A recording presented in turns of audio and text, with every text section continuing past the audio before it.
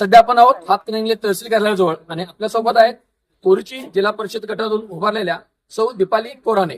जाणून घेऊया त्यांची भूमिका नेमकी काय आहे. काय सांगाल आपण फॉर्म भरला आहात?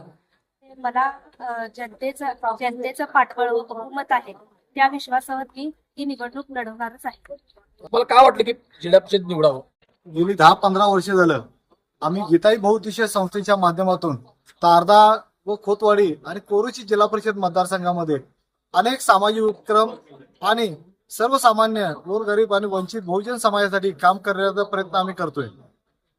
आम्हाला आशा आहे कोरोची जिल्हा परिषद मतदारसंघातून सर्वसामान्य नागरिक आमच्यासारख्या सर्वसामान्य उमेदवाराला निश्चित बळ आणि यश देतील आणि या यशाच्या जीवावर या यशाच्या बळावर येत्या काळामध्ये कोरोची जिल्हा परिषद मतदारसंघातील सर्वांगीण विकास करणे हा आमचा मूळ उद्देश असेल.